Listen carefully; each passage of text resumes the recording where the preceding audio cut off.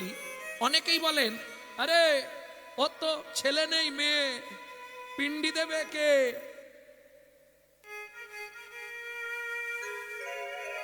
জেনে রাখুন, খুব সংক্ষেপে বলি, আলাদা কোনো কারখানার মাল নয়, একই কারখানার ছেলে মেয়ে তৈরি। হ্যাঁ, ছেলেও মুখে আগুন দিতে পারে, মেয়েও মুখে আগুন দিতে পারে। পরবর্তী ভিডিওতে এইটা নিয়ে আরেকটু বার করব, কারণ অনেকেই বলে আমার ছেলে তো নেই বাবা, মেয়ে, তাহলে আমার শ্রাদ্ধ কে করবে? আমি বলছি মেয়েদের অধিকার আছে বাবা মার শ্রাদ্ধ করার। আমি এইটা পরশু দিনেই পড়ছিলাম পুরাণে, বিষ্ণু পুরাণে পরিষ্কার উল্লেখ আছে, যাদের ছেলে নেই তাদের মেয়ে কর্তব্য পালন করতে পারবে। বলে আরে শোনেন না, আমাদের পাড়ার ব্রাহ্মণ বলেছে মেয়ে তো অন্যের গোত্রে চলে গেছে, সে কি করে বাবা মা শ্রাদ্ধ করবে? গোত্র অন্য হয়ে যাক, রক্তটা অন্য নয়, রক্তটা তার বাবা মায়েরই রক্ত। ভালো করে বুঝুন কথাটা, গোত্র আলাদা হতে পারে, রক্ত আলাদা হয়েছে, রক্ত তো তার বাবা মা, তাহলে সে কেন অধিকার পাবে না? অবশ্যই পিতৃমাতৃ শ্রাদ্ধ করার অধিকার নারীরও আছে। ভক্তমণ্ডলী, ভক্তিমতী মেয়েরা, মায়েরা, এখন রাজা চন্দ্রকান্ত বললেন কি করবে বলো তো হেমকান্তরা, আমার এত সম্পত্তি, কোনো সন্তান সন্ততি নেই, আমি কি করব বলো তো? কি করবে বলো? আমি ঠিক করেছি আগামী মাঘী পূর্ণিমা তিথিতে আমার যা সম্পত্তি আছে, অর্থ আছে, আমি আমার প্রজাদের মধ্যে দান করে দেব। ভালো কথা, দান করে দিতে পারো, কারণ ধরো আমাদের তো ছেলেপুলে নেই, ওরাই আমাদের শ্রাদ্ধ শান্তি করবে। অতএব আমারও একটা ইচ্ছা ছিল জানো স্বামী, কি? আমাদের রাজ্যে গরিব কোনো প্রজা দেখতে চাই না, সবাইকে তুমি ধন সম্পত্তি বিকিয়ে দাও, মন্ত্রে ঢাঁটরা দিয়ে দাও। আগামী মাঘী পূর্ণিমা তিথিতে রাজা চন্দ্রকান্ত হেমকান্তা স্ত্রীকে নিয়ে করবে দানব্রত যজ্ঞ। এই যজ্ঞে যে যা কিছু চাইবে তাহাকে তাই দেওয়া হবে।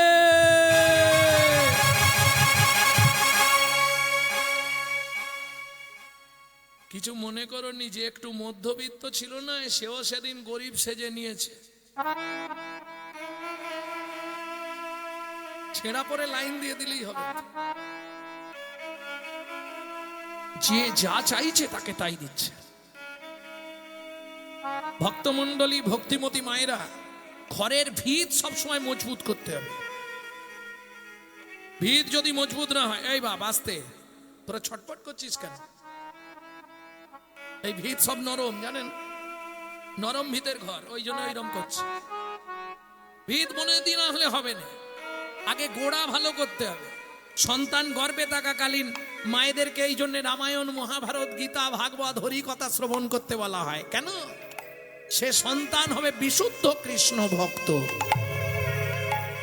আর মা যদি দিনরাত সিরিয়াল দেখে, ওটা সিরিয়াল বাচ্চাই জন্মাবে, কিচ্ছু করার নেই।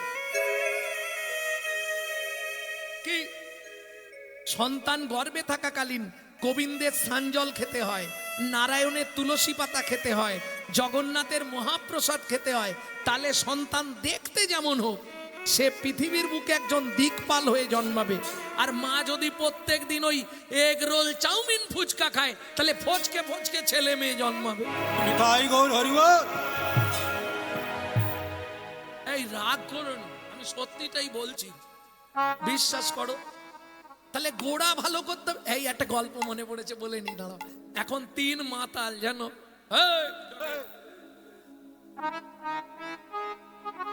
আচ্ছা দেখ, তুই কালকে যখন খেয়ে দে বাড়ি ঢুকলি রাতে, তোর বউ কি বলছিল? মরলেই বাঁচি বলেছে। এই শালা আমার বউ একই কথা, এ বলে ওরে আমার বউ বেশি করে বলেছে।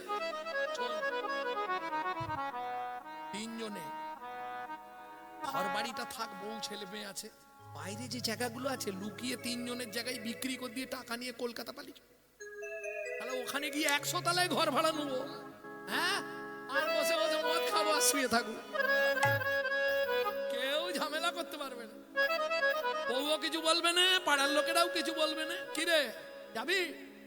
তিনজনেই যা বাইরে সম্পত্তি ছিল বিক্রি করে দিয়েছে।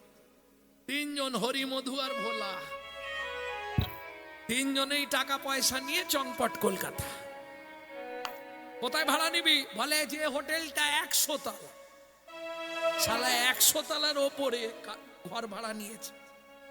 গুছিয়ে চল হোটেলে গিয়ে ভাত চাত করে খাই, খেয়ে 100 তলায় গিয়ে একবারে নাক ডেকে ঘুমিয়ে যাব, কোনো চিন্তা নেই। এবার ভাত খাওয়ার আগে মোটামুটি জল টলও খেয়েছে। জল মানে বোঝেন, এটা একটা বিশাল ব্যাপার। দেখবে ভদ্রলোক হাতে ঘড়ি অ্যাটাজি ফ্যাটাজি নিয়ে ঢুকে গেল, একদম ভদ্রলোক, আর যখন বেরোচ্ছে না পাটি পুরো অভদ্র হয়ে।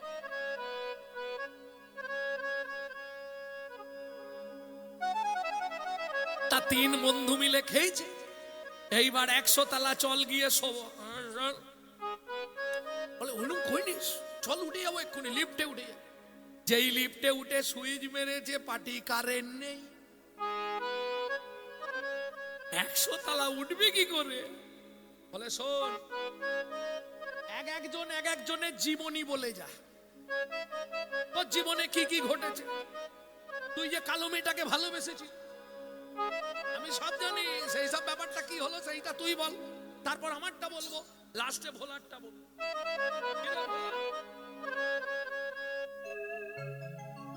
প্রথম শুরু করেছে, ও তো বলেই যাচ্ছে অনেক আশা ছিল মেয়েটাকে বিয়ে করব, আমাকে কালো দেখে পছন্দ করলো নি, জানিস কি দুঃখ আমার। আমার সামনে দিয়ে অন্য ছেলে বিয়ে করে নিয়ে চলে গেল। কতালা হলো? বলে 35 তালা।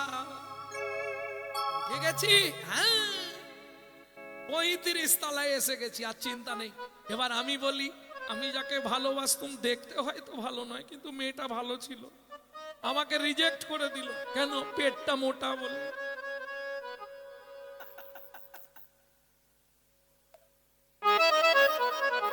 এরা হাসে কেন? তোমরাই বল, তোমরা হাসতে পারো, এরা হাসবে? এই গল্প করতে করতে কত দূরে এলি রে? বলে 70 তালা, আর 30 বাকি, তোরটা শুরু কর। ও বলছে আমার কথা আর কি বলবো, আমি বললে তোরা কেঁদে কুল পাবি। কেন রে? বলে শোন, আমি বিয়ে করতে গেছিলাম, বাবা মা দেখে শুনেই দিল, কি সুন্দর দেখতে। বাসর ঘরে রাত্রি পোহালো, পরের দিন শুয়ে আছি, বলি 1 কাপ চা নিয়ে এসো, অন্য একটা মেয়ে চা দিতে এলো। আরে আমার বউ কোথা গেল? অন্য মেয়ে কেন? বলে আমার সঙ্গেই কালকে বিয়ে হয়েছে, কালকে যে তোমায় অত সুন্দর লাগছিল। পাটি যখন ধুয়ে ফেলেছে, দেখলাম আমাদের হাঁড়ির থেকেও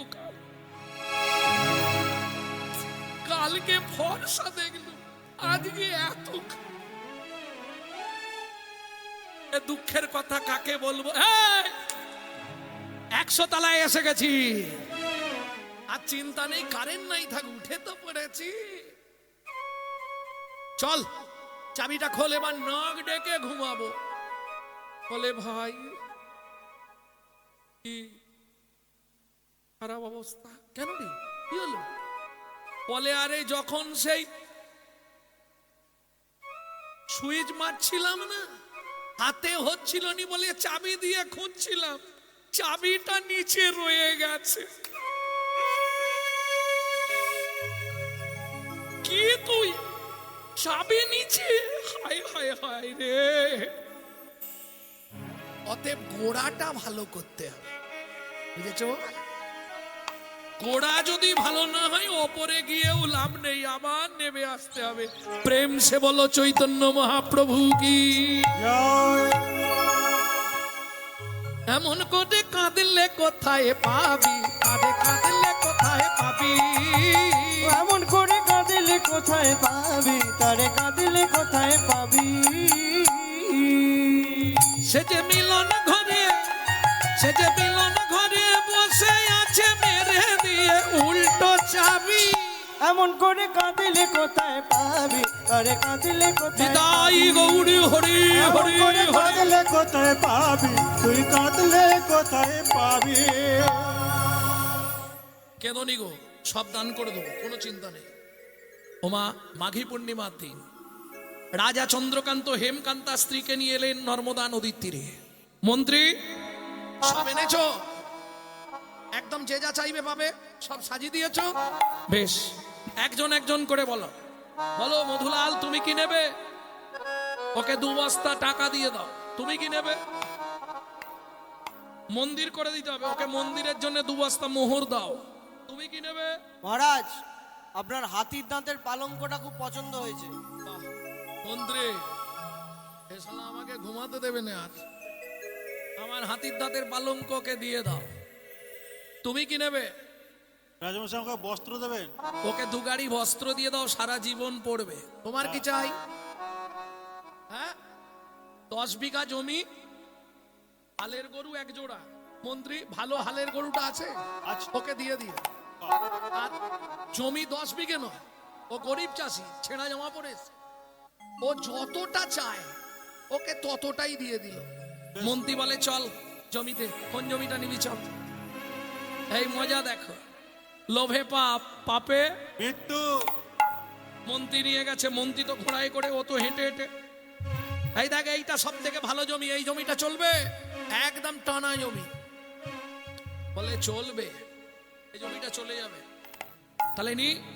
বলে যা, যতটা দরকার এই নে, গোজ নিয়ে যা, শুলো নিয়ে যা, পুঁতে দিবি, যা, ততটাই তো। পাটি 5 বিঘে, 10 বিঘে, 15 বিঘে। মন্ত্রী বলছে, আর যাসনি রে, কত জমি কি করবি তুই? 20 বিঘে, 25 বিঘে। আবার মন্ত্রী বলছে, আর যাসনি, ওখান থেকে ফিরে আয়। বলে তোমার কি? রাজা তো বলেছে, জমিদার বলেছে যতটা খুশি নেব। 30 বিঘে, 35 বিঘের মাথায় গিয়ে পাটি মুখ থুবড়ে পড়ে গেছে। মন্ত্রী ঘোড়া থেকে নেবে ডাকছে, ও ভাই ওঠ, শুলোটা পোঁত। কে আর শুলো পুঁতবে? পাটি আর এপার বাংলায় নাই। মন্ত্রী ফিরে এলো। জমিদার জিজ্ঞেস করলো, মন্ত্রী জমি দিয়েছো? বলে, মহারাজ দুঃখের কথা কি আর বলবো, ইচ্ছা ছিল 35 বিঘে, পেল মাত্র 3.5 হাত। পরের জায়গা পরের জমি, ঘর বানাইয়াই আমি রই, আমি তো এই জমির মালিক নই। ও দয়াল রে, আমি তো এই জমির মালিক নই। ও বিধি রে, আমি তো এই জমির মালিক নই। পরের জায়গা পরের জমি, ঘর বানাইয়া আমি রই, আমি তো এই জমির মালিক ও নই। দয়াল রে, আমি তো এই জমির মালিক নই। প্রথম যেদিন ভবে এলাম, তুমি দিলে নতুন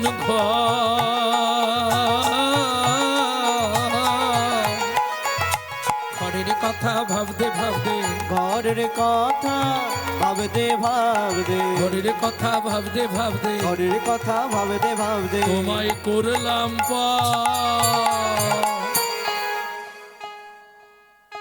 ও মাইরা, কেউ বলতে পারবেন আপনার ঘরের দরজাটা কবে খুলেছিল? কেউ পারবে না? আপনার ঘরের দরজার খোলার ডেট বলতে পারবেন না? হবে না? বলুন, ঘরের দরজা কবে খুলেছে? আপনি জন্মের ডেট বলতে পারবেন, দরজা খোলার ডেট বলতে পারবেন না। কেন? মায়ের পেটে থাকাকালীন দরজা খুললে তবে বাচ্চা বাইরে আসার জন্য ছটপট করে, তাই তো? তাহলে দরজা খোলার ডেট বলা যাবে না। আচ্ছা বাদ দিয়ে দিন, বন্ধের ডেটটা বলুন, যেটা দেখতে পাচ্ছেন বলে দিন। আরে নিজের ঘরের দরজা কবে বন্ধ হবে বলতে পারবেন না? আমার ঘরের চাবি তোমার হাতে, ঘরের চাবি তোমার হাতে, দয়াল ঘরের চাবি তোমার হাতে, দয়াল ঘরের চাবি তোমার হাতে, ঘরের চাবি তোমার হাতে, ঘরের চাবি তোমার হাতে। সে ভাবনা ভাবলাম কই, আমি তো এই জমির মালিক না। ও দয়াল রে, নিতাই গৌর হরি হরি হরি বল। আমি তো এই জমির মালিক না। সব সময় মাথায় রাখবেন এটা ভাড়াটে ঘর, হ্যাঁ, এটা বাপ কেলে সম্পত্তি নয়। যদি কলকাতায় কেউ থাকে জেনে নেবেন ভাড়াটে ঘরের সিস্টেম, মাসের 1 তারিখ 2 তারিখ বেশি হলে 5 তারিখ এর মধ্যে ভাড়া না দিলে হঠাৎ দেখবেন সুইচ মেরে লাইট জ্বলছে না ঘরে, কল খুলে দেখবেন জল পড়ছে না কলে। বাবু জল পড়ছে না, ভাড়া দিয়ে যাবেন তবু জল ছাড়া হবে। ও বন্ধ করে দেবে। বাবু লাইট জ্বলছে না, ভাড়াটা পেমেন্ট করবেন। একই সিস্টেম, এটা আপনার ভাড়াটে ঘর। সময়ে সময়ে যদি কৃষ্ণ নাম ট্যাক্স না দেন, ঘরের ভাড়া যদি না মেটান, হঠাৎ করে দেখবেন স্যাটেলাইট অফ হয়ে গেছে, ব্যাস ছানি পড়ে গেছে, কোথাও কিছু নেই, বাথরুমের জল বন্ধ, পেট ফুলে জয় ঢাক, যা ডাক্তারখানা যা। এটাই সিস্টেম। ভাড়া মেটাও, ঘর ব্যবহার করো। আর ভাড়া যদি না মেটাও, সারা জীবন খালি খাবো দাবো আর ঘুমাবো, তাহলে বুঝতে পারবে কপালে কষ্ট আছে। এখনো সময় আছে, ভাড়া যে যার মিটিয়ে দাও। প্রেম সে বলো চৈতন্য মহাপ্রভু কি। ভক্তমণ্ডলী, ভক্তিমতী মায়েরা, একে একে সবাইকে দান দিয়ে রাজা খুব খুশি। এইবার গঙ্গা জল আর তুলসী পাতা নিয়ে রাজা দানব্রত যজ্ঞ শেষ করবে। সকাল থেকে এখনো জলবিন্দু গ্রহণ করেনি। মন্ত্রী, এবার দানব্রত যজ্ঞটা শেষ করব। মন্ত্রী বলছে, মহারাজ আপনি একবার জেনে নিন না কেউ বাকি আছে কিনা। শোনো প্রজাগণ, আজকে যে দানব্রত যজ্ঞ চলছে, আর কি কেউ দান নিতে বাকি আছো? আমি আছি গো রাজন, আমি আছি গো, আমি এখনো বাকি আছি, বাকি আছি, বাকি আছি। বাকি কোথায় তুমি? আসছি মহারাজ, আমি এক্ষুনি আসছি। হেন কালে নারদ ঋষি দাঁড়ালো সম্মুখে আসি, কালে নারদ ঋষি দাঁড়ালো সম্মুখে আসি, কহিলেন মধুর বচন, কহিলেন মধুর বচন। রাজা আমি এখনো বাকি আছি, আমি এখনো বাকি আছি, তুমি আমায় দান করো রাজা, আমি এখনো বাকি আছি। আমায় দান করো রাজা, আমি এখনো বাকি আছি। অতি দর্পে হত লঙ্কা, অতি মানে চ কৌরবা, অতি দানে বলি হত। অতি কোনো কিছুই ভালো নয়। রাজা দান করে নিজেকে বিরাট কিছু ভাবছিল। এখন নারদ মুনিকে দেখেই রাজার হঠাৎ মাথাটি গেল বিগড়ে। কেন?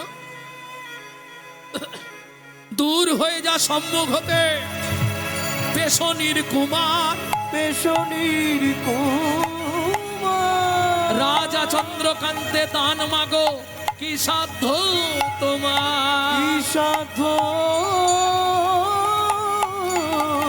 তোমার?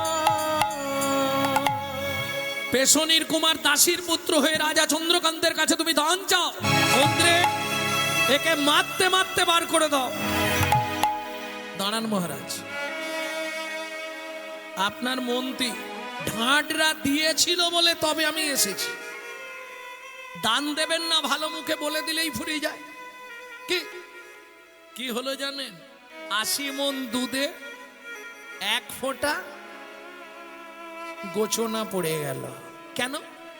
আমি বলছি না, শাস্ত্র বলছে। বৈষ্ণবেতে হয় যদি ক্ষুদ্র অপরাধ, ক্ষুদ্র ক্ষুদ্র অপরাধ, মহা মহা ভজনে ভজনে পড়ি যায় বা। পড়ি যায় বা।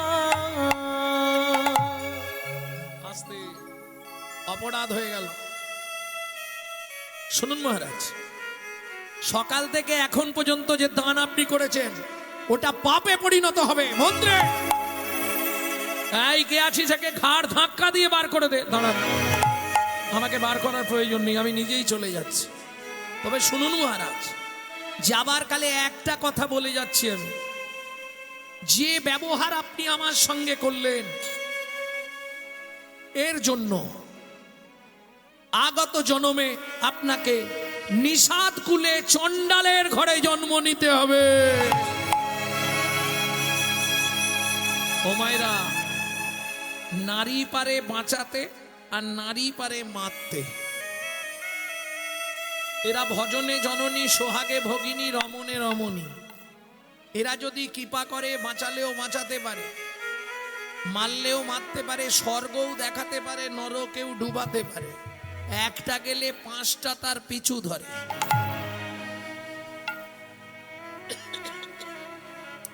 একটা পুরুষ যদি উঠে যায় একা যাবে, একটা নারী যদি ওঠে 4-5 জনকে নিয়ে তবে উঠবে।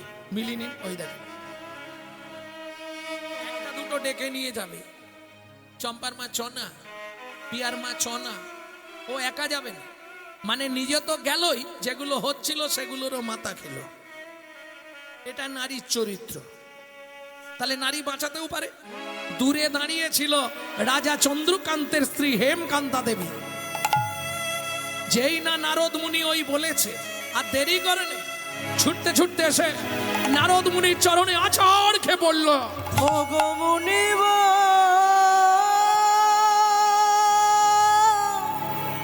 এ কি অভিশাপ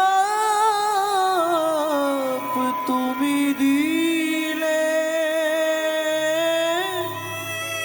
ক্ষমা করো।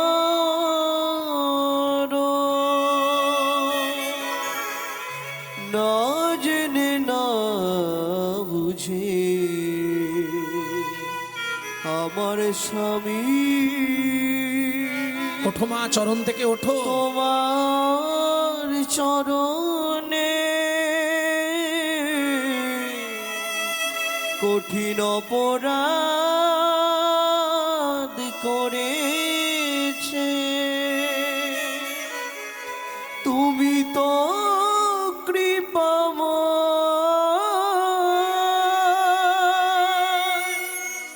করুণা করে এই অভাগীরে কৃপা করো।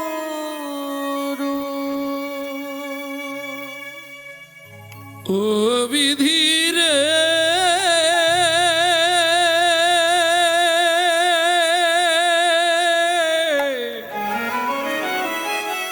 ও বিধি রে,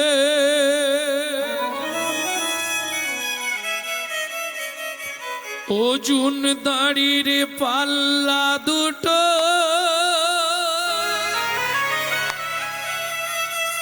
সমান হলো কি? হায় বিধাতা, তোমার এমন বিচার দেখিনি। ওজন দাড়ি পাল্লা দুটো সমান হলো কি? হায় বিধাতা, তোমার এমন বিচার দেখিনি। একদিকে চাপালে তুমি মুঠো মুঠো ধূল, অন্যদিকে তুলে দিলে সেবা পরার ভুল। বিধাতা,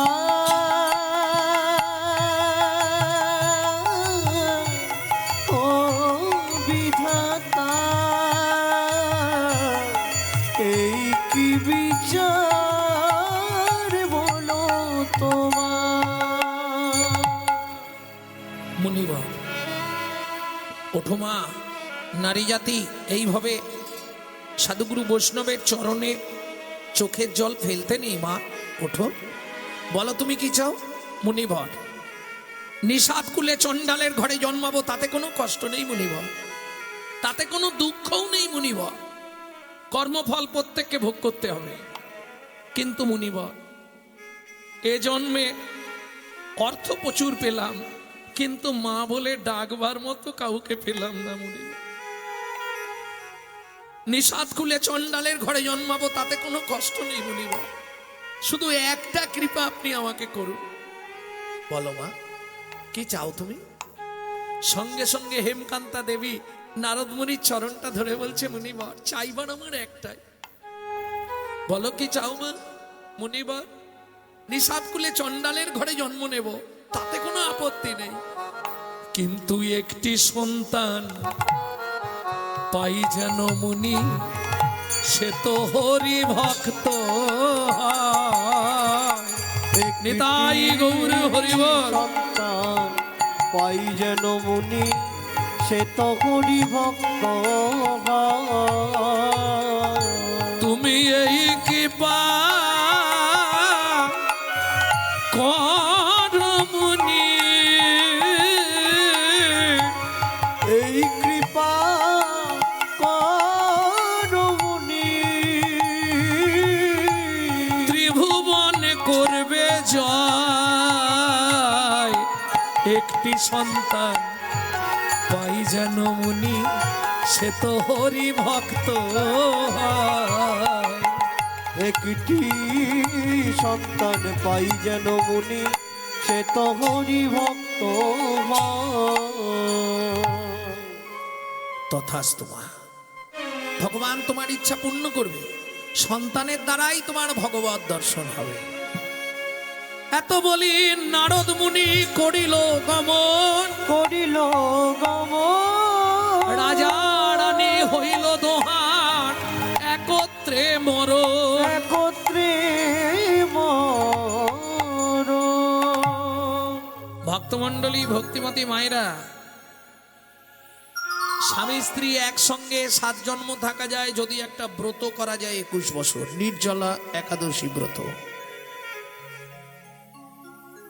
তাহলে চলুন, স্বামী স্ত্রী দুজনেই মারা গেল, আবার দুজনের জন্ম হলো কোথায়? সিংহমপুর। নাম হলো সবর, সবরী। ছোট্ট সংসার বাঁধলো দুজনে। নিষাদকুল মানে চণ্ডাল জাতিতে, মরা পোড়ানোর কাজ। একটাই ছেলে হলো, নাম রাখলেন গুহক। বেশ ভালো। আপনারা নিশ্চয়ই জানেন, এক সময় 14 বৎসরের জন্য রামচন্দ্র বনে গিয়েছিল, তাই তো?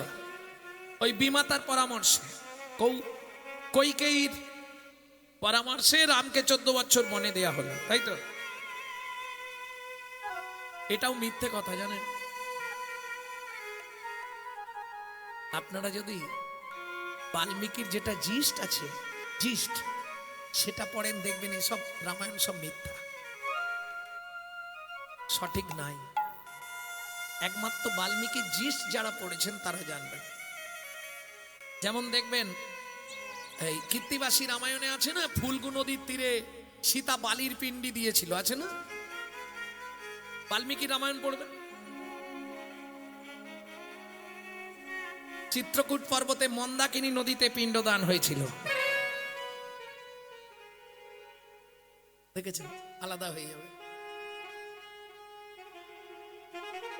যার ফলে মেলাতে পারবেন না। তবে যদি মেলাতে নাও পারেন, তাহলে কি বলবেন এই রামায়ণটা মিথ্যে?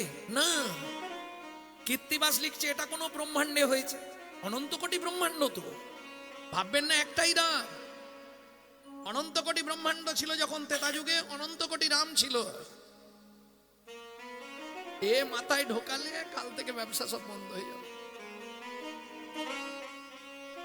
হ্যাঁ, আপনি তো একটা ব্রহ্মাণ্ডে বসে আছেন, এরকম অনন্ত কোটি ব্রহ্মাণ্ড হয় পৃথিবী ভিতর, সেখানেও তো ব্রহ্মা বিষ্ণু মহেশ্বর সবাই আছে।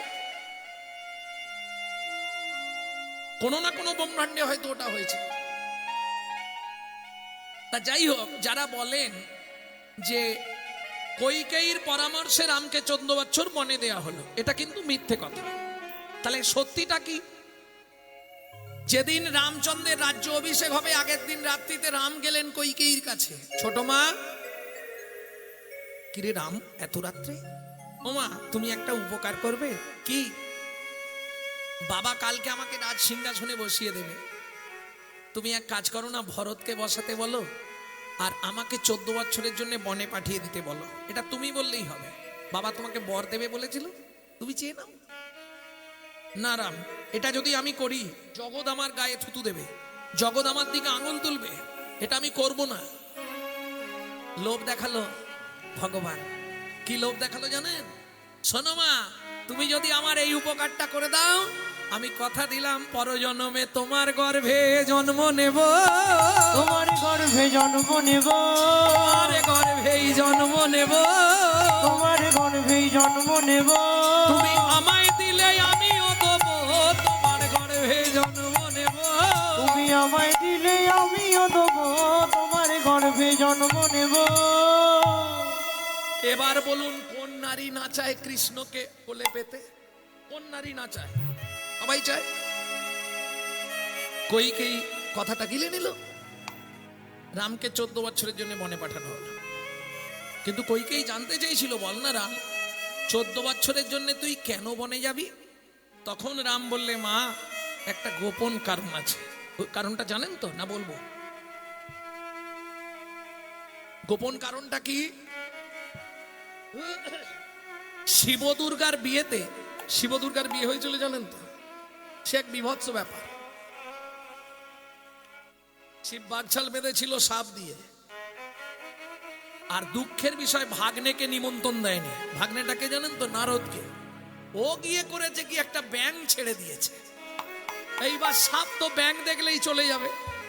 ও তো গিট খুলে সাপ ব্যাঙ খেতে চলে গেছে। এদিকে খোলা মালা বদনের সময় যেই দাঁড়াতে বলেছে, এদিকে হরিনাম হয়ে গেছে।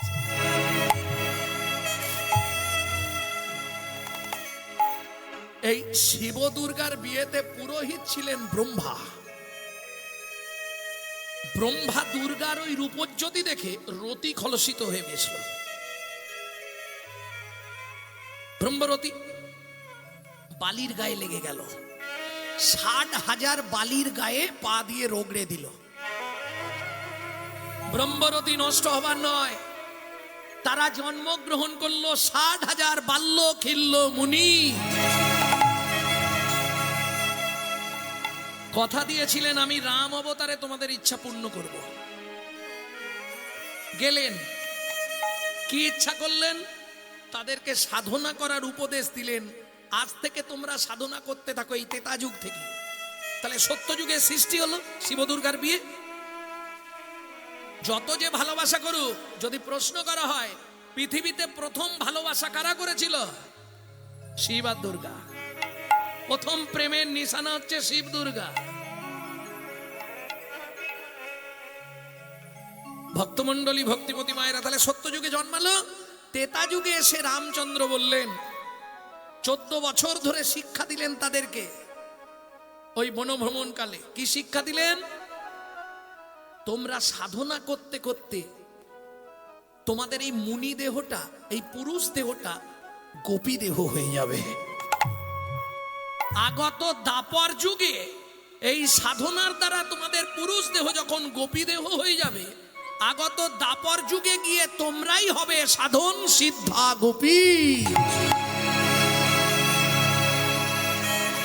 তখন আমি ব্রজেন্দ্র নন্দন হব, কৃষ্ণ তোমাদের ইচ্ছা পূর্ণ করে দেব। তাহলে রামচন্দ্র 14 বছরের জন্য বনে গেল। এইবার বনে যেতে গেলে তো নদী পেরোতে হবে, সরজু পার হবে। সন্ধ্যা নেমে গেছে। সন্ধ্যার সময় এসে সরজুর ধারে বসেছে। লক্ষণ করত কি, রাম যেখানেই বিশ্রাম করত, লক্ষণ রামায়ণ পাঠ করত, রামচরিত মানস। সবাই পাঠ শুনতে এসেছে, লক্ষণ পাঠ করছে, রাম সীতা বসে আছে। সবাই যখন পাঠ শেষ হলো চলে গেছে, একটি ভদ্রলোক বুড়ো মতন এক লোক বসে বসে কাঁদছে। লক্ষণ বললে, কি ব্যাপার, তুমি কাঁদছো কেন? বললে, লক্ষণ ঠাকুর, আমি একটা আরজি নিয়ে এসেছি। আরজি? বলো। কাল সকালেই তো প্রভু পার হবে, এখানে সব ময়ূরপঙ্খী নৌকা আছে, সবাই তো প্রভুকে নৌকায় তোলার জন্য ছটফট করবে। আমার নৌকাটা একটু ভাঙা, আমার একটু ভাঙা নৌকা, গরিব মানুষ আমি, কিন্তু আমার বহুদিনের স্বপ্ন, প্রভু যদি একবার আমার নৌকায় ওঠে, আমার তাহলে প্রাণ মন সব ভরে যাবে। তুমি একটু যদি চেষ্টা করে প্রভুকে আমার নৌকায় তুলে দাও। লক্ষণ বললে, ঠিক আছে, কাল ঘাটে কারো নৌকা থাকবে না, তোমারই নৌকা শুধু থাকবে। আমি কথা দিলাম, যাও। প্রণাম করে চলে গেল। পরের দিন সকালবেলা ঘাটে তরি বেঁধে দিয়েছে, একটু দূরে বেঁধেছে, বেঁধে মুখ ঘুরিয়ে বসে আছে, ঘাটের দিকে তাকাচ্ছে না। হরিনাম কৃষ্ণ নাম বড়ই মধুর, আর যে জন ভজে কৃষ্ণ সে বড় চতুর। উল্টো দিকে তাকিয়ে বসে আছে। এইবার রামচন্দ্র ঘাটে গিয়ে ডাক দিয়েছে, মাঝি, ও মাঝি। মুখ ঘুরিয়ে বসে আছে কেন? ও মাঝি। লক্ষণ কিন্তু এবার রেগে গেছে। কেন? কালকে আমার কাছে অত কেঁদে এলো, আজকে সে মুখ ঘুরিয়ে বসে আছে, ওর জন্য আমরা দাঁড়িয়ে থাকবো? এই মাঝি। যেই এই মাঝি বলেছে, রামচন্দ্র বলছে, না, কাউকে অসম্মান করো না, মাঝি হলেও তার তো সম্মান আছে। আমাকে ডাকছো? তোমাকে ডাকছি, তুমি তো কালকে বলে এলে প্রভুকে পার করবে, তা অত দূরে বসে আছো কেন? তাড়াতাড়ি তরি নিয়ে এসো। ঠিক আছে, আসছি। ধীরে ধীরে মাধব মাঝি তরিটা কুলে নিয়ে এসছে। সীতা উঠেছে, লক্ষণ উঠেছে, বলে, দাঁড়াও, তুমি উঠবে না কেন? বলে, শোনো, কদিন আগে শুনেছি তোমার পা লেগে একটা পাথর নাকি মেয়ে হয়ে গেছে। আজকে আমার নৌকা যদি মেয়ে হয়ে যায়, নারী হয়ে যায়, তাহলে আমার বাড়িতে বউ আছে, কাকে সামলাবো? বসো, ঘাটে বসো, আমি তোমার পাটা ধুইয়ে দিই। লক্ষণ বলছে, আচ্ছা মাধব, তুই যে পা ধোয়াবি, জলটা তুলবি কিসে? বলে, লক্ষণ ঠাকুর শুনবে আমার কথা, এমনি এমনি তোমার কাছে যাইনি, তবে সেই সত্য যুগ থেকে আমি সেদিন থেকে জল তুলে রেখেছি। আমি সেদিন থেকে জল তুলে রেখেছি, প্রভুর চরণ ধোয়াবো বলে সেদিন থেকে জল তুলে রেখেছি। প্রভুর চরণ ধোয়াবো বলে সেদিন থেকে জল তুলে রেখেছি। মানে তো বুঝলাম না। রামচন্দ্র বলছে, এই মাধব, সেদিন থেকে জল তুলে রেখেছিস কেন? বলে, প্রভু তাহলে বলি, তুমি যখন ক্ষীরদের কুলে অনন্ত শয্যায় শায়িত ছিলে, লক্ষ্মী পদ সেবা করছিল, তখন আমি একটা কচ্ছপ ছিলাম, বারবার উঠছিলাম তোমার পায়ের তলাটা একটু চেটে দেখবো বলে, কিন্তু মা লক্ষ্মী আমাকে ছুঁড়ে জলে দূরে ফেলে দিয়েছিল। ওই সমুদ্রের নোনা জল নাকে মুখে ঢুকে গেল, আমি কাঁদলাম। তুমি তখন আমাকে বলেছিলে, তুই কাঁদিস না, আগত তেতা যুগে তুই মাঝি হবি, আমি ঘাটে যাব। আজকে যে আশা তোর পূর্ণ হলো না, ওই চোখের জল জমিয়ে রাখ, সেদিন চরণ ধোয়াইয়ে দিবি, চরণ ধোয়াইয়ে দিবি, সেদিন চরণ ধোয়াইয়ে দিবি, সেদিন চরণ ধোয়াইয়ে দিবি। রামচন্দ্র বলছে, আচ্ছা তুই সেই, ঠিক ধরেছি, ঠিক আছে, নে ধোয়া। এইবার নয়ন থেকে জল দিয়ে মাধব মাঝি রামের চরণ ধোয়াচ্ছে। রামের চরণটা ভালো করে ধুইয়ে দিয়ে এইবার কোলে করে নিয়ে গিয়ে রামকে বসালো নৌকায়। নৌকায় বসিয়ে মাধব হাল ধরেছে, তরি চলে হেইয়া হেইয়া হেইয়া রে, তরি চলে হেইয়া হেইয়া হেইয়া রে। ওগো এতদিনে মনের আশা পূরণ হইল, চলে হেইয়া হেইয়া হেইয়া রে। তরি চলে হেইয়া হেইয়া হেইয়া রে। অতীব যত্ন করি প্রভুরে বসাইল, চলে হেইয়া হেইয়া হেইয়া রে।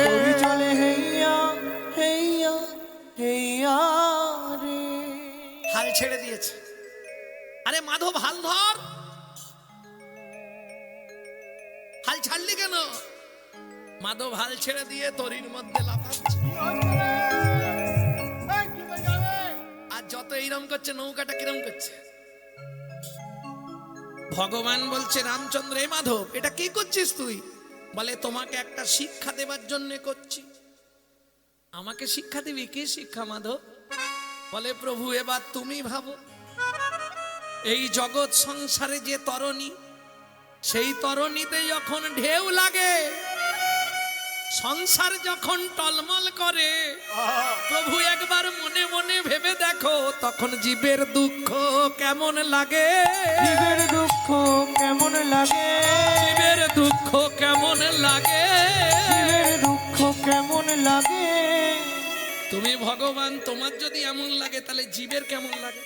যখন তার সংসারে টাল বেটাল দাও, টাল বেটাল দাও, আজ এর অসুখ, কাল ওর জ্বালা, কার ওই, তখন তার কেমন হয় সেইটা বোঝাবার জন্য আমি নৌকাটা বারবার। হ্যাঁ রে মাধব, তুই তো ভাড়া ঠিক করলি নি, তুলে নিলি, কত কি ভাড়া দিতে হবে? মাধব হাসছে। আচ্ছা ধরুন কোন ড্রাইভার গাড়ি নিয়ে যাচ্ছে, তার গাড়িতে একটু সমস্যা হলো, অন্য গাড়ি ধরে সে হয়তো গ্যারেজে যাবে, ওই ড্রাইভার ভাড়া নেবে? ভাড়া নেবে? প্রকৃত ড্রাইভার সে নেবে না। আমিও ড্রাইভার, ও ড্রাইভার। মাধব বলছে প্রভু তুমি ভাড়া দিতে চাইছো, হ্যাঁ? তোমার মনে নেই আমিও মাঝি তুমিও মাঝি, আমিও মাঝি তুমিও মাঝি, আমিও মাঝি তুমিও মাঝি, আমিও মাঝি তুমিও মাঝি কি মাঝির কাছে ভাড়া নেই গো, আমিও মাঝি তুমিও মাঝি কি মাঝির কাছে ভাড়া নেই গো। আমি আজকে যেমন তোমায় পার করে দিলাম, তুমি কথা দাও আমায় সেদিন পার করে দেবে। পার করে দেবে, একবার ডাক দিলে চলে আসবে সেদিন পার পার করে দেবে। একবার ডাক দিলে চলে আসবে সেদিন পার করে দেবে। এই মাধব, তীরে এসে গেছে ঠেকা তরি, বারবার তীরের সামনে দিয়ে চলে যাচ্ছিস, তীরের তরিটা ঠেকাবি তো? বলে প্রভু ইচ্ছা করে ঠেকাচ্ছি না। কেন? আর একটা শিক্ষা তোমার বাকি আছে। কি? বুঝলে না প্রভু? এই জগতে যারা জীবন তরি বাইছে, যারা দিনরাত তোমাকে ডাকছে, তুমি তাদের তরি সহজে ঠেকাতে চাও না। আজকে কথা যাও, যারা তোমার জন্য চোখের জল ফেলবে, তোমায় ডাকবে, তোমার জন্য কাঁদবে, তুমি তাড়াতাড়ি তরি ঠেকাইয়ে দেবে, তাড়াতাড়ি তার দেখাইয়ে দেবে, তাড়াতাড়ি তরি ঠেকাইয়ে দেবে, তাড়াতাড়ি তরি ঠেকাইয়ে দেবে। মাধব নেমে গিয়ে নাঙড় দিল, নৌকা থেকে লক্ষণ নামলো, সীতা নামলো। রামকে নামতে দেবে না, বলেছে আমি কোলে করে নামাবো, পা দেবে না নৌকায়। রামচন্দ্র শুনল না, পা দিয়ে হেঁটে গিয়ে যেই না নেমেছে, এদিকে তরিতে আগুন লেগে গেল। মাধব দেখেই চমকে উঠল, কাষ্ঠ তরি আর নেই, তরিটা কাঠের নাই, সোনার হয়ে গেছে। আচ্ছা আনন্দ হবে না? কি গো আসতে ধরো তুমি বালতি নিয়ে জল আনতে যাচ্ছ, তোমাদের কথাই বল, হঠাৎ কোন একজন সাধু ছুঁয়ে দিল, বালতিটা সোনার হয়ে গেল, তোমাকে এখন ধরে কে? 1.5 লাখ টাকা ভরি, সঙ্গে সঙ্গে দোকানে দৌড়াবে, দে যা আছে বালতি ভেঙে আমার গয়না করে দে, তাই হবে না? ও মাধব তুই খুশি নয়? প্রভু তুমি কি সর্বনাশ করলে? কেন রে? তরণী একটু করে সোনা ভাঙবি, বিক্রি করবি আর সংসার চালাবি? বলে প্রভু সকালবেলা তোমার চরণে তুলসী দিয়ে ঘাটে আসি, এপার থেকে ওপার যাই তোমার নাম করি, ওপার থেকে এপারে আসি তোমার নাম করি। আজকে তুমি এমন সোনার তরি করে দিলে, আর তোমার নাম করা হবে না। প্রত্যেক দিন সোনা বাজারে বেচবো আর খাবো, এ জীবন থাকার চেয়ে মরাই ভালো, জীবন থাকার থেকে মরাই ভালো। আমি সোনার তরি নব না গো, থাকার চেয়ে মরাই ভালো। আমি সোনার তরি নব না গো, থাকার চেয়ে মরাই ভালো। ও মাধব, তরি নিবি না? না প্রভু, এই তরিতে আমার কাজ নেই, তুমি অন্য কাউকে সোনা দাও, আর যদি দিতেই হয় আমার হৃদয়ে ভক্তির সোনা দিয়ে বাঁধিয়ে দাও। ঠিক আছে, তাই হবে, তাই তোর ইচ্ছা পূর্ণ হবে। এত বলি রামচন্দ্র চললেন। সীতাকে লক্ষণকে এক জায়গায় রেখে রাম পরিভ্রমণ করতে গেলেন।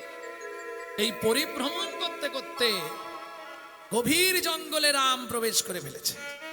এই যে এই গভীর জঙ্গলে ঢুকেছে, খুব পিপাসা লেগেছে। দুপুরের সময় একদম সূর্যের তাপ মাথায় পড়েছে, প্রচন্ড পিপাসা লেগেছে, চিৎকার শুরু করে, এখানে কেউ আছো? আমায় একটু জল দেবে? ঠিক সেই সময় সবরী মায়ের ছোট্ট ছেলে গুহক কাঠের বোঝা মাথায় নিয়ে ফিরে আসছে। মানে খুব দিন দরিদ্র তো, ওই জঙ্গল থেকে কাঠ ভাঙে, আর কাঠ ভেঙে বাড়িতে নিয়ে এলে রন্ধন হয়। ও কাঠ ভাঙতে গেছিল, ফিরছে, আর সেই সময় আওয়াজটা কানে এসছে, এখানে কেউ আছো? আমার ছাতি ফেটে যাচ্ছে, একটু কেউ জল দাও না গো, কেউ আছো? সবরী মায়ের ছোট্ট ছেলে গুহক কাঠের বোঝাটা নাবিয়ে রেখে গিয়ে দেখে সুন্দর সুঠাম চেয়ার। ও লোকটা, কি গো এত বড় চেহারা নিয়ে এখানে দাঁড়িয়ে আছো কেন? বলে খুব পিপাসা লেগেছে, কথা বলতে পারছি না, একটু জল দেবে? এখানে কোথাও জল নেই। রামচন্দ্র হাত জড়ো করে বলছে, একটু জল দাও না বাবা। আরে আমি বাচ্চা ছেলে, আমি কোথায় জল পাবো? এখানে কোথাও জল নেই। আচ্ছা দাঁড়াও, দাঁড়াও, তুমি দাঁড়াও, আমি জল দেখছি, দাঁড়াও। ছুটে গেছে কচু বাগানে। কচু পাতা চেনেন তো? ওই কচু পাতা একটা ছিঁড়েছে, আর চোখের নিচে এইভাবে ধরেছে, তর্জনী আঙুলটা দিয়ে চোখের মধ্যে ঘষা দিচ্ছে, আর জল বার করছে। রামচরণ সুখ ভজমন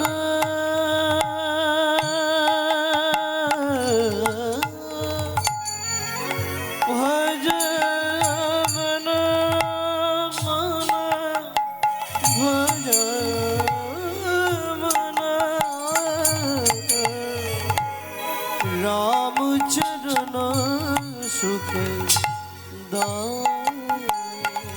ভজমন রামচরণ সুখ जाको चरणन में पाषाण उतार, जाको चरण में पाषाण उतार, माधव तरनी शरणकारी, रामचरण सुखदाई भजवन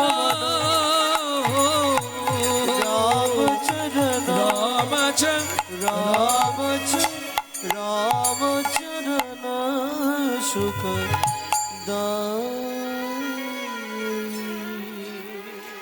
এই যে ও লোকটা, এতে একটু জল আছে, খেয়ে নাও। কচু পাতায়, কচু পাতায় জলটা দিয়েছে। রামচন্দ্র জলটাকে ধরে, আরে খোকা, এটা কি জল দিলি তুই আমাকে? এরকম স্বাদ কেন? ও ঠাকুর, তোমায় তো মিথ্যে বলবো না, এখানে কোথাও জল নেই গো। আমি বলবো, বল। আমি আমি আমি চোখের জল বার করে তোমায় দিয়েছি। যেই বলেছি চোখের জল বার করে দিয়েছি, রামচন্দ্র ছুটে গিয়ে গুহককে বুকের মধ্যে জড়িয়ে ধরলো। আর যেই না গুহককে বুকে জড়িয়ে ধরলো, গুহক চিৎকার করে উঠলো, ঠাকুর! কিরে, তোমার জাত মরে গেল কেন? আমি জাতিতে চণ্ডাল, মেলেচ্ছ জাতি, তুমি আমায় ছুঁয়ে ফেললে, তোমাকে তো দেখে মনে হয় ঠাকুর। কি নাম তোর? আমার নাম গুহক। তোমার নাম? আমার নাম শ্রী রামচন্দ্র। কে তোকে বলেছে তোকে ছুঁলে জাত চলে যায়? শোন গুহক, শাস্ত্র বলে চণ্ডাল হপি মুনি শ্রেষ্ঠ, হরি ভক্তি পড়ায় না। চণ্ডাল চণ্ডাল নয় যদি হরি বলে, যদি হরি বল, ব্রাহ্মণ চণ্ডাল হয় যদি অসৎ পথে চলে। যদি অসৎ পথে চলে। এই শোন গুহক, আজ থেকে তুই আমার বন্ধু হবি। কেমন? আজ থেকে তুই আমার বন্ধু। দেখ তুমি অত বড় লোক, বন্ধুত্ব হয়?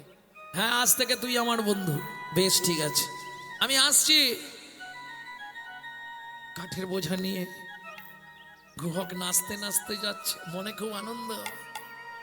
অত বড় লোকটা আমাকে বন্ধু করেছে, মনে আনন্দে কাঠের বোঝা মাথায় নিয়ে নাচতে নাচতে যাচ্ছে। কৃষ্ণ কেশব কৃষ্ণ কেশব কৃষ্ণ কেশব তাই রাম রাঘব রাম রাঘব রাম রাঘব लक्ष्मण কৃষ্ণ কেশব কৃষ্ণ কেশব কৃষ্ণ কেশব তাই রাম রাঘব রাম রাঘব রাম রাঘব লক্ষ্মণ।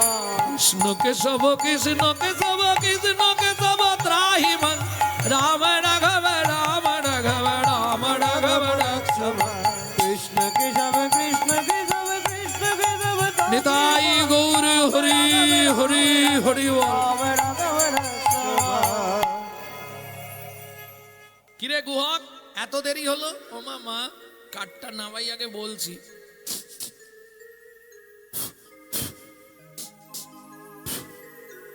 আরে গুহক, কি একটা গন্ধ উঠছে রে।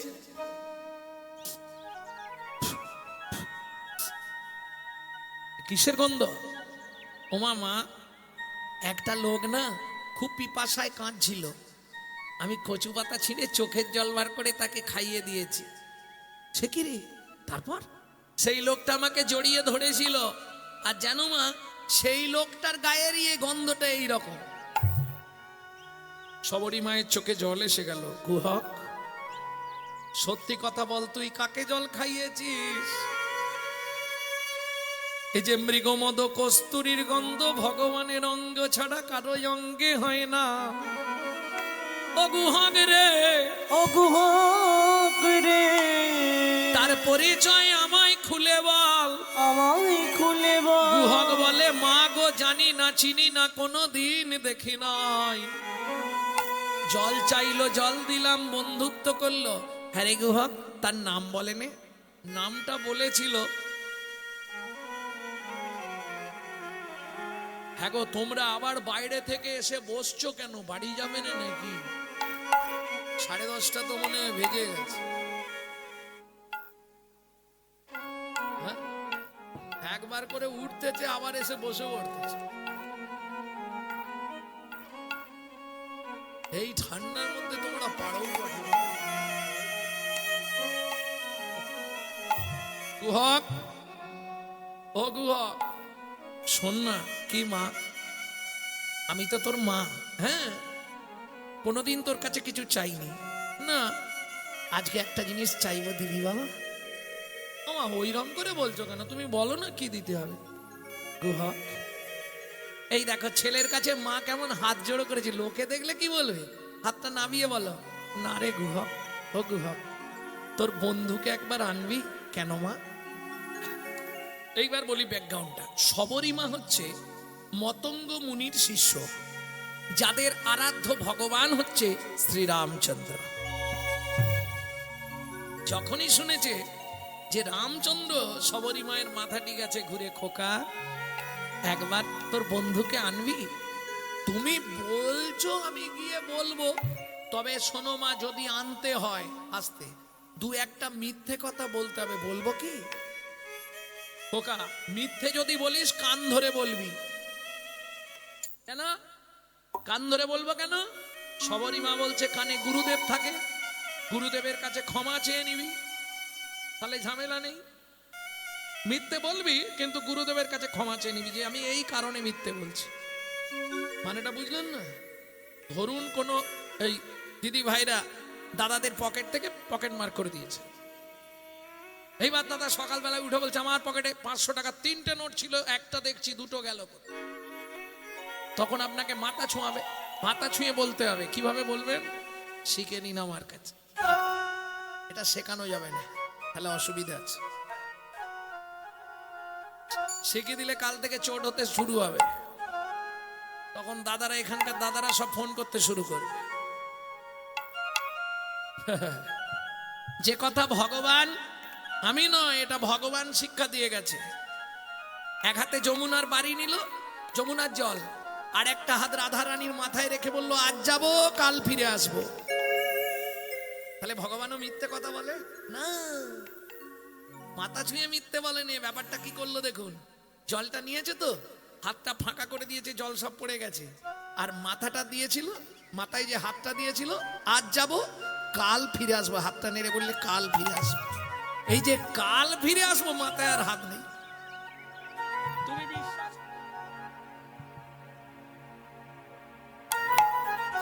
এই নিইনি বলার আগে হাত তুলে নিতে হবে, কিন্তু নিয়ে নাড়ি দিতে হবে। তাহলে দুটো কাজই হয়ে গেল, নিইনিও হয়ে গেল, হাতটাও নাড়া হয়ে গেল। আমি গালাগালি চারটি খাবো এই পাড়া থেকে। ঠিক আছে মা, তাহলে কান ধরে মিথ্যে বলবো, তাই বলবি। ভক্তমন্ডলী, ভক্তিমতী মায়েরা, পরের দিন গুহা খেলতে গেল বনে।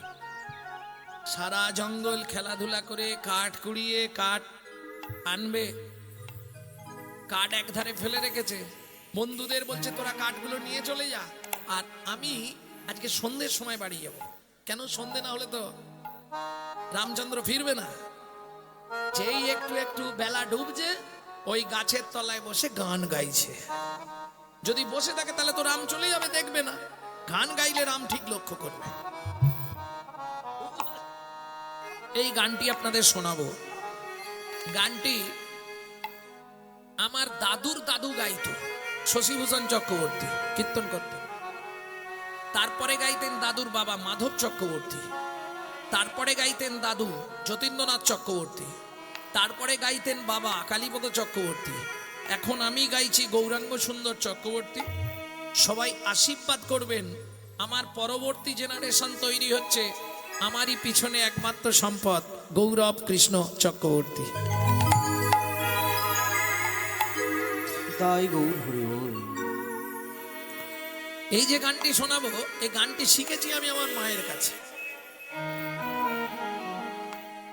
লুকিয়ে তোমায় রাখবো ঠাকুর আমার হৃদয় মাঝে,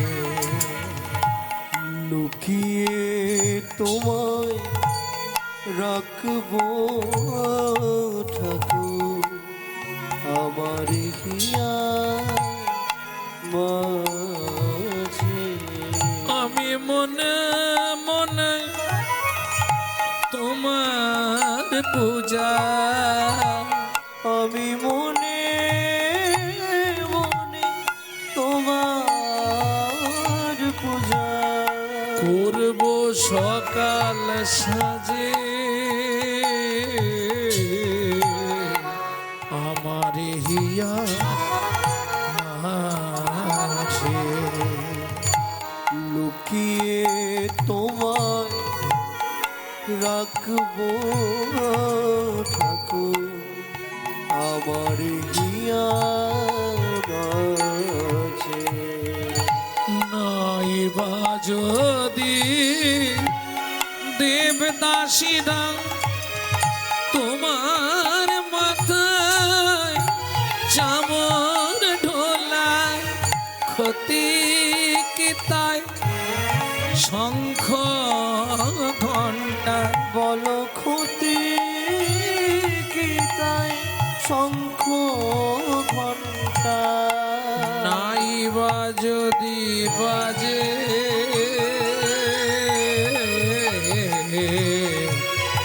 আমার হিয়া মাঝে। লুকিয়ে তোমায় রাখবো ঠাকুর আমার হিয়ার মাঝে।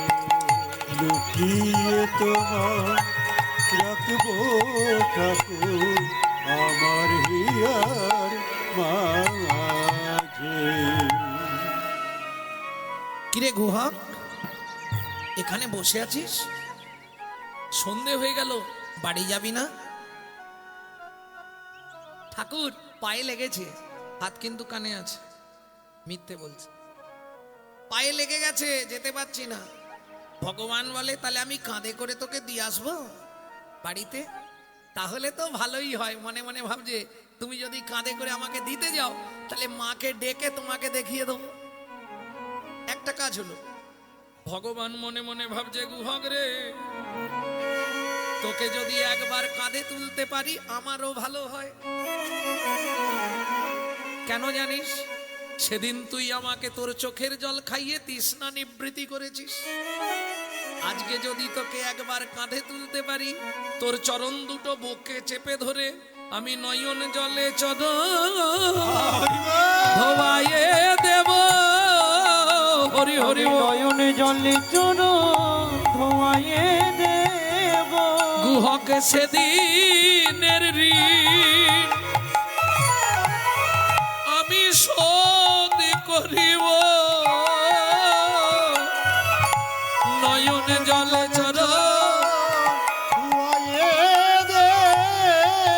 তোর সেদিনের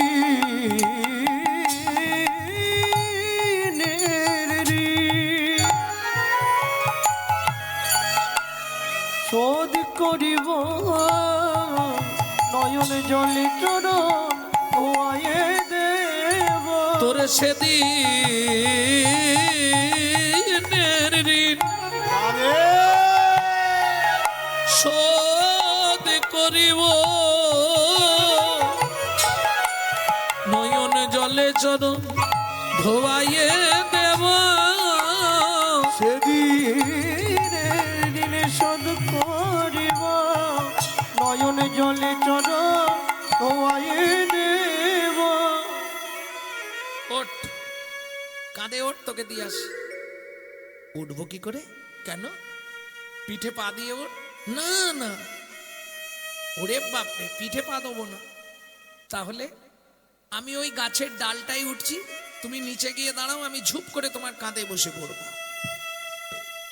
ভগবান বলছে গুহক, এই যে বললি তোর পায়ে লেগেছে, ও ঠাকুর গাছে উঠতে পারবো, হেঁটে বাড়ি যেতে পারবো না।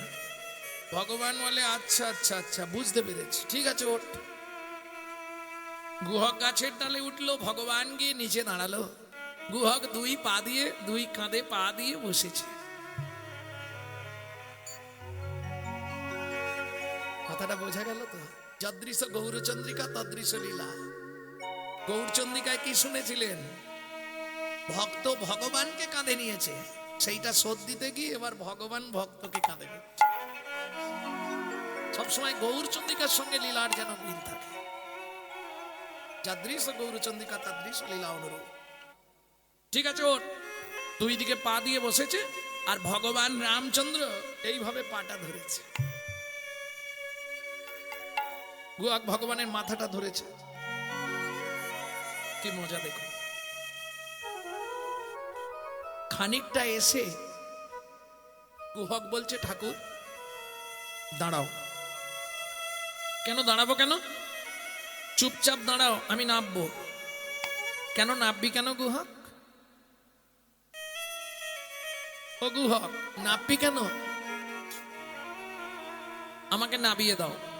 আরে কেন বলবি তো? তুমি আমাকে বইতে পারছো না, তোমার চোখ থেকে জল পড়ছে আমার পায়ে। ভগবান মনে মনে বলছে গুহক রে, তোর সেদিনের ঋণটা আমি শোধ করছি। তুই চোখের জল দিয়েছিলি, আমি চোখের জল তোর চরণে দিচ্ছি। মনে মনে বলছে, মুখে বলছে গুহক তোকে বইতে পারছি নি, এই জন্য কাঁদিনি। তাহলে কাঁদছো কেন? সত্যি করে বলো। গুহক বলে তাহলে সত্যি করে বলো, বলছি কাঁদছো কেন, নালে আমি কিন্তু ঝাঁপ দিয়ে নেমে যাব। রামচন্দ্র বলে তাহলে শোন গুহক, কাঁদছি কেন? যেদিন ভৃগুমুনি আমার বুকে লাথি মেরেছিল, আমার বুকে লাথি মেরেছিল, সেদিন ভিগুমুনির চরণটা বুকে চেপে ধরে বলেছিলাম, ভিগুমুনি গো, ওগো ভিগুমুনি গো, তুমি আমাকে এই কৃপা করো, এই কৃপা করো, শুধু এক জন্ম নয় প্রতি জন্মে জন্মে যেন ভক্তে চরণ পাই গো, প্রতি জন্মে জন্মে ভক্তের চরণ পাই গো, প্রতি জন্মে জন্মে যেন ভক্তের চরণ পাই গো, প্রতি জন্মে যেন ভক্তের চরণ পাই গো। ভিগুমুনি আমায় আশীর্বাদ করে বলেছিল, ভগবান আমি কথা দিলাম প্রতি জন্মে তুমি একবার করে ভক্তের চরণ পাবে। ও গুহ, রামচন্দ্র অবতারে ভেবেছিলাম এ জন্মে বুঝি আর চরণ পাওয়া হবে না। কিন্তু বিশ্বাস কর গুহ, আজকে তোর চরণ দুটো যখন বুকে চেপে ধরলাম, আমার তাপিকে পড়া জুড়াইয়ে গেল, তাপিটি পরাণ জুড়াইয়ে গেল, তাপিকে পরাণ জুড়াইয়ে গেল, তাপিটি পরাণ জুড়াইয়ে গেল, তোর চরণ পরশ পেয়ে তাপিকে পরাণ জুড়াইয়ে গেল, তোর চরণ পরশ পেয়ে তাপিটি পরাণ জুড়াইয়ে গেল। এমনি করে চরণ দিবি, তুই এমনি করে চরণ দিবি, গুহক জন্মে জন্মে বন্ধু হবি, এমনি করে চরণ দিবি, জন্মে জন্মে বন্ধু হবি, আমি আর কিছু চাইব না রে, জন্মে জন্মে তাই গৌর হরি কিছু চাইব না রে, জন্মে জন্মে বন্ধু হবি, এমনি করে চরণ দেবে।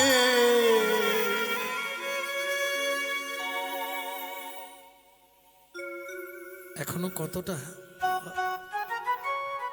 কিরে বল, এখনো কতটা যেতে হবে? এসে গেছি ঠাকুর। মা, ও মা,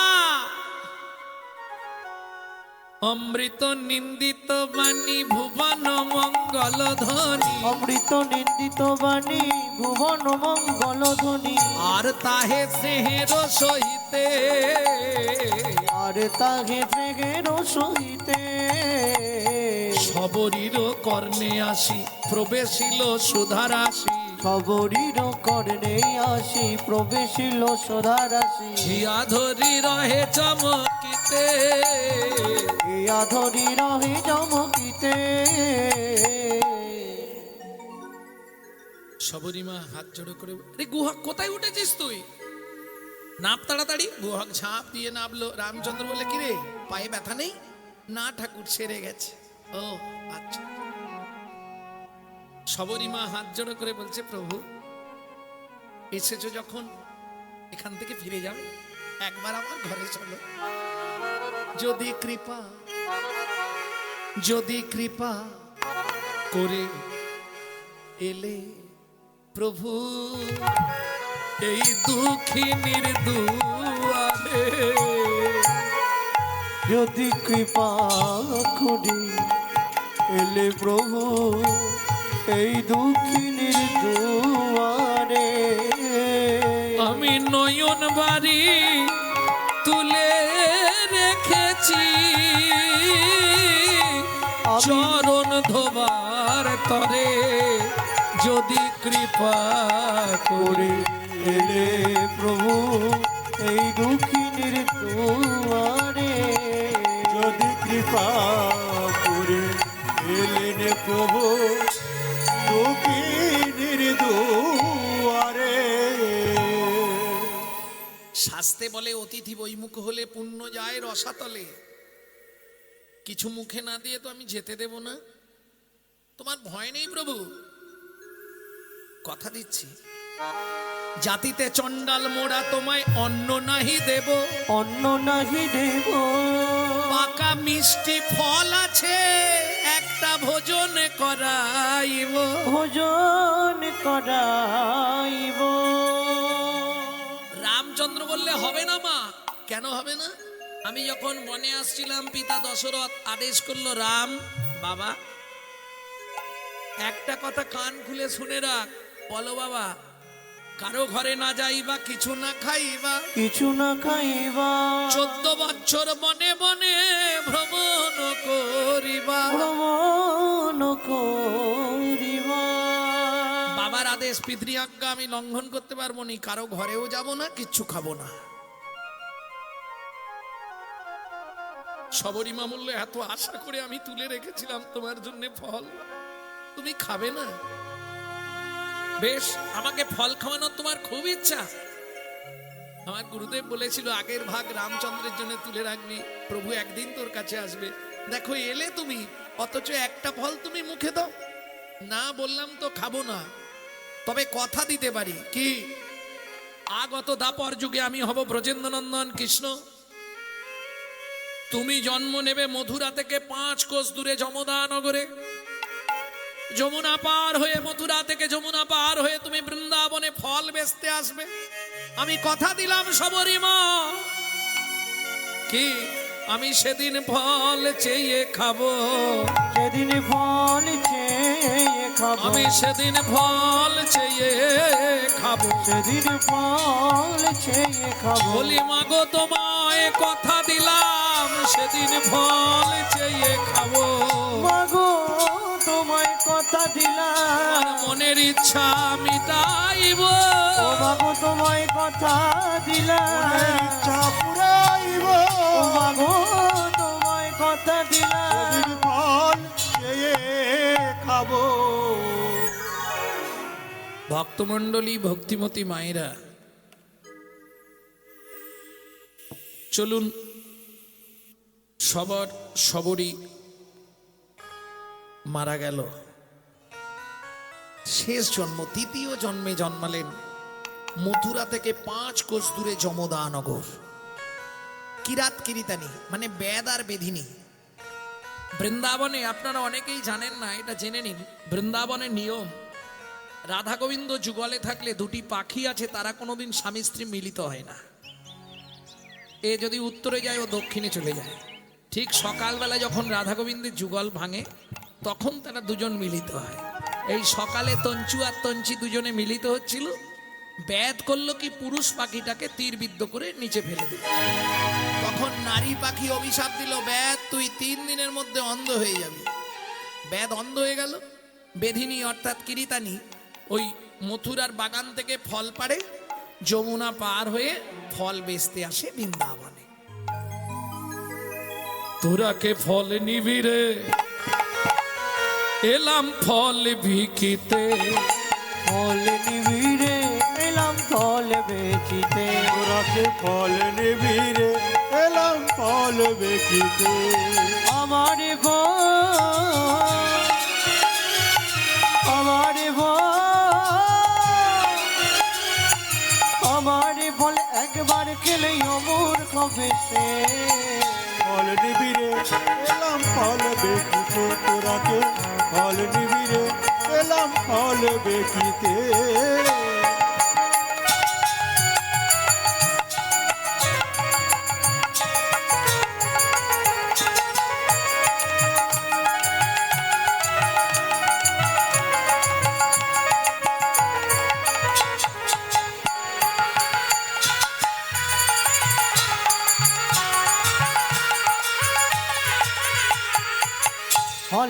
ফল লেহো ডাকে পুনু পুনু শেখ। ফল লেহ ডাকে পুনঃ পুনঃ সে। ফল লেহো ডাকে পুনু পুনু শেখ। ফল লেহ ডাকে পুনঃ পুনঃ সে। আমার ভয়, আমার ভয়, আমার ভয় একবার খেলে অমর হবে সে। ফল নেবে গো, এলাম ফল দেখিতে। তোরাকে ফল নিবি গো, এলাম ফল ফল দেখিতে।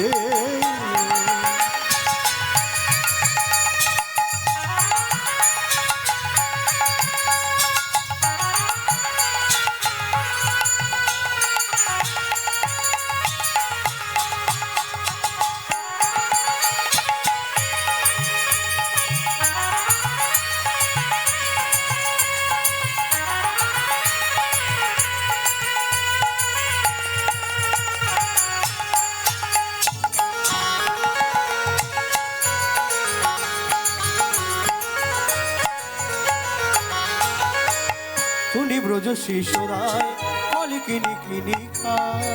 ব্রজ শিশুধায় ফল কিনি কিনি খায়। শুনি ব্রজ শিশুরায় ফল কিনি কিনি খায়। শুনি ব্রজ শিশুধায় ফল কিনি কিনি খায়। দেখে কৃষ্ণ মনের হরিষে, দেখে কৃষ্ণ মনের হরিষে গো।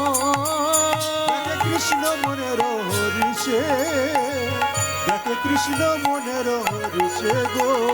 ফল নিবিড়ে এলাম ফল বেচিতে। তোরাকে ফল নিবি গো, এলাম ফল বেকিতে। এবার গুটি গুটি রাঙা পায় ছুটি হরি চলি যায়। গুটি গুটি রাঙা পায় ছুটি হরি চলি যায়। গুটি গুটি রাঙা পায় ছুটি হরি চলি যায়। গুটি গুটি রাঙা পায় ছুটি হরি চলি যায়। হাতে পাতে ফল হারিণীর কাছে গো, হাতে পাতে ফল হারিণীর কাছে। হাত পাতে ফল হারিণীর কাছে গো, হাত পাতে ফল হারিণীর কাছে। ফল নিবিড়ে এলাম ফল বেচিতে। তোরাকে ফল নিবি রে, এলাম ফল বেকিতে। ফল নিবিড়ে এলাম ফল বেচিতে। ভগবান কৃষ্ণ গিয়ে হাত পাতলেন, ফল দাও। ফল হারিনি, ফল কি দেবে দেখতেই ব্যস্ত। বাবা কি দেখতে তোকে, ও মোর সোনার চাঁদ, কি তোর মায়ের নাম বল বল বল। ওমর সোনার চাঁদ, কি তোর মায়ের নাম বল বল বল।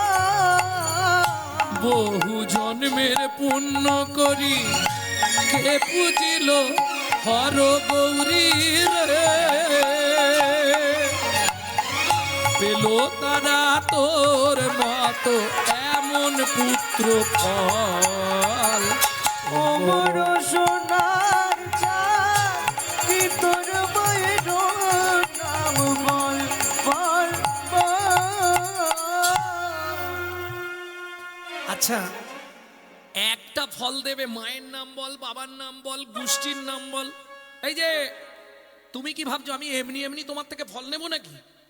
এমনি কারো থেকে কিছু নেইনি, দাঁড়াও দিচ্ছি। ভগবান ছুটে গেলেন কোথায়? উঠানে। ও মায়েরা, উঠানে কি দেয়া ছিল? উঠানে কি মেলা ছিল? কেউ শোনে শুনি কৃষ্ণ কৌতূহলী, ধান্য লইয়া এক অঞ্জলি। শুনি কৃষ্ণ কৌতূহলী, ধান্য লইয়া এক অঞ্জলি। শোনে কৃষ্ণ কৌতূহলী, ধান্য লইয়া এক অঞ্জলি। কর হইতে পড়িতে পড়িতে পড়িতে গো। কর হইতে পড়িতে পড়িতে পড়িতে গো। কর হইতে পড়িতে পড়িতে পড়িতে গো।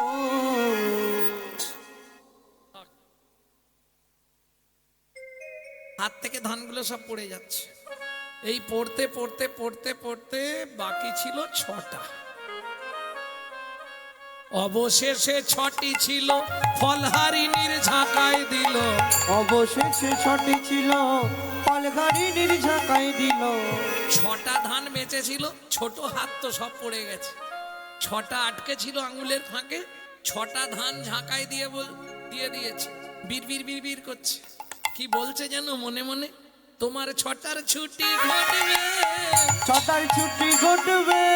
কাম ক্রোধ লোভ মোহ মদ আশ্চর্য, 6টার ছুটি ঘটবে, 6টার ছুটি ঘটবে।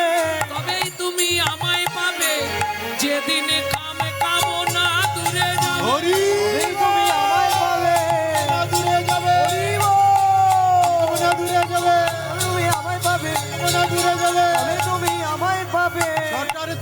ঘটবে সকাল ছুটি ঘটবে।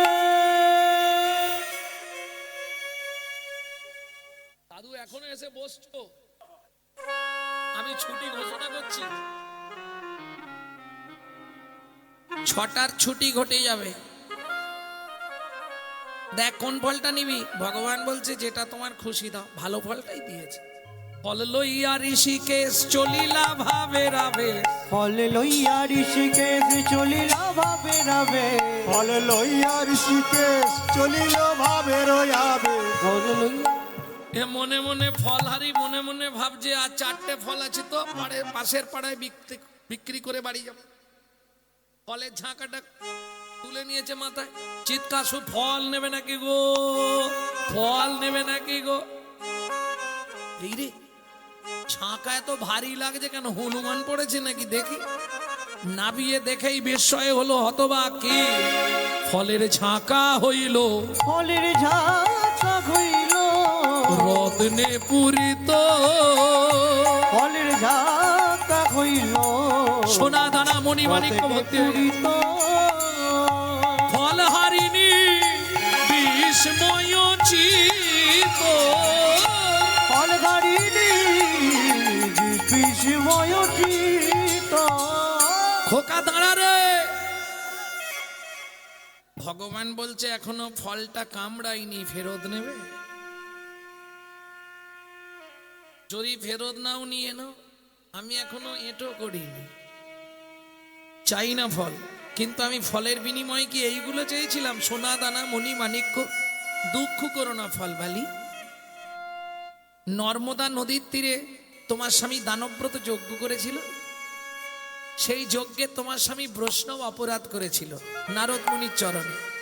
সেদিন যা যা দান করেছিল আজকে তোমার ফলের ঝাঁকায় আমি সব ফিরিয়ে দিলাম, একে একে সব ফিরাইয়ে দিলাম। একে একে সবে ফিরাইয়ে দিল বৈষ্ণব অপরাধের কারণ একে একে সব ফিরাইয়ে দিলাম। বৈষ্ণব অপরাধের কারণে আমি কারো দান গ্রহণ করি না হরি, বৈষ্ণব অপরাধ কারণে দান গ্রহণ করি না, বৈষ্ণব অপরাধের কারণে একে একে সব ফিরাইয়া দিলাম। আমি একে একে সবে ফিরাইয়ে দিলাম।